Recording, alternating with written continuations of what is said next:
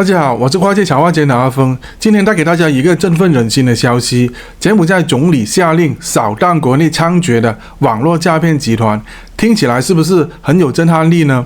但是事情真的这么简单吗？这场行动真的能够消除那些无孔不入的诈骗集团吗？还是仅仅是做做样子，以应对国际社会的压力呢？今天我们就来一起揭开这背后的真相。你知道吗？柬埔寨已经成为了全球诈骗集团的重灾区。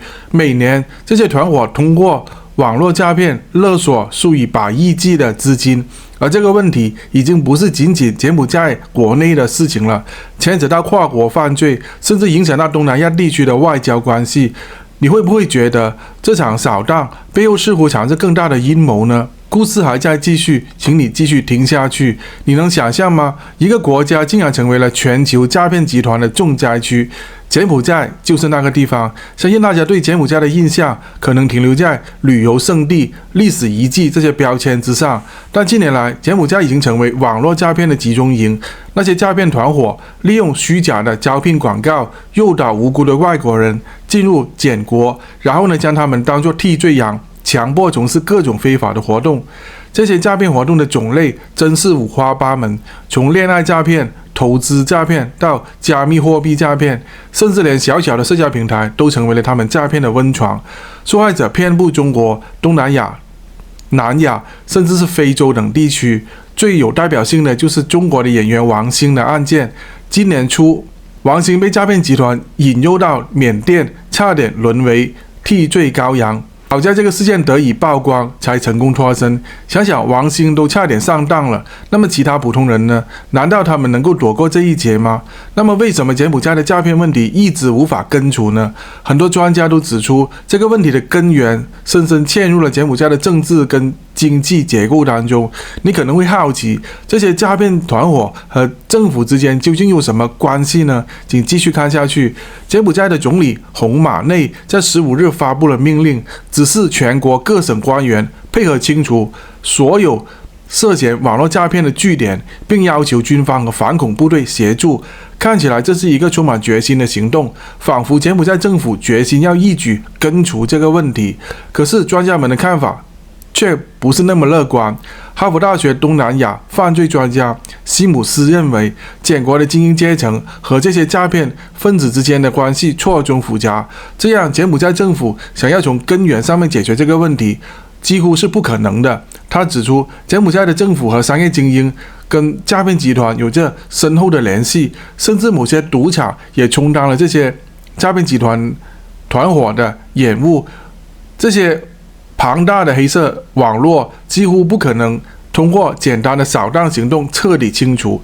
更让人担心的是，这些诈骗团伙不仅仅是在柬埔寨国内活动，他们的势力已经扩展到全球，影响越来越广。那究竟柬埔寨政府的行动是为了应付国际压力，还是有着真正的改革动机呢？红马类的这一项新的政策真的能够取得实际上的效果吗？请不要急，答案就在接下来的分析当中。让我们来看一看柬埔寨警方近期的行动。柬政府指示警方加大了对涉嫌网络诈骗据点的打击力度。最近几天，警方进行了突袭，逮捕了大量外籍的嫌犯，包括来自越南、印尼、台湾、柬埔寨和中国等国的人。特别是在首都金边、巴比等地区，警方突袭了多个诈骗园区，成功逮捕了数百人。听到这里，你是不是觉得政府似乎真的在行动？但是问题也在于，柬埔寨警方并非第一次做出类似的行动。早在2020年，柬埔寨就曾经进行过类似的大规模的扫荡行动，目标是清除那些隐藏在赌场周围的诈骗团伙。根据当时的报道，很多的诈骗团伙在短时间内被迫关闭，但奇怪的是，几个月之后，这些团伙竟然死灰复燃，重新开始了运营。这一点引起了很多专家的质疑：柬政府的行动真的能够有效地解决问题吗？难道这些团伙的背后真的没有更强大的支持力量吗？如果单看这些现象，可能会觉得柬政府的行动无功而返，但我们不妨从历史上面来看一下，是否有类似的案例可以帮助我们更好的理解这个问题。近年来，类似的跨国诈骗案件频繁发生，你可能会想，为什么有些国家的政府总是显得那么的无力，无法根除这些犯罪活动？我们可以将柬埔寨的情况跟一些历史上面的事件进行对比，尤其是东南亚地区的其他国家。例如，泰国曾经在面临类似的网络诈骗问题，很多跨国诈骗集团在泰国的活动得不到有效的制止，甚至有一些犯罪集团通过合法的商业掩护，长时间活跃在当地。这些案例让我们不禁思考，是不是在这些国家的政治经济体系当中存在着某些盲点呢？这类的事件真的有迹可循，那么柬政府的打击行动是否能够打破这个魔咒呢？或者是否只是一次做做样子的表面工作呢？在柬埔寨的问题讨论当中，我们也不能忽视普通民众的视角。近日在网络上面关于柬埔寨诈骗团伙的讨论热烈，很多人对这些诈骗团伙的恶行感到愤怒，也有人提出，这些受害者大部分都是被诱骗来做非法工作的普通人，他们在这些诈骗园区当中，甚至遭遇到了强迫劳动、虐待和拘禁等严重的人权的问题。而这些问题不仅仅是柬埔寨一个国家的事，全球很多国家的民众都在关注这件事情。面对这个问题，柬埔寨政府是否真的理解民众的痛苦，是否愿意做出真正的改变？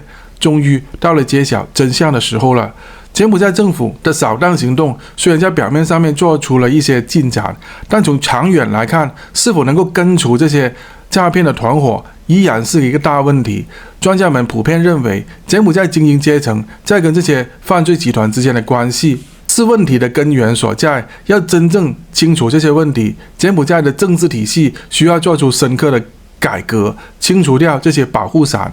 最终的真相是，柬政府的这一次行动也许只能够暂时缓解外界的压力，但要彻底解决问题，必须从根本上处理这些背后的政治跟经济的结构问题。那么今天我们该从这个事件当中得到什么样的启示呢？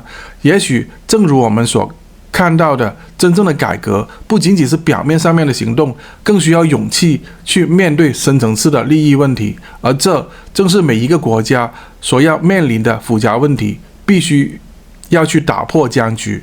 古诗有云：风雨飘摇任世间，沉浮皆是未成全。莫问前途难与易，心存一线自安然。在这条路上，我们每个人都可能成为推动改变的力量。喜欢这个故事的朋友，记得点赞订阅我们的频道跨界茶话间，并且点击视频下方的感谢按钮支持我们。如果你觉得这个已经够戏剧了，等你听下集，我讲其他的更惊人的故事，你会更震撼。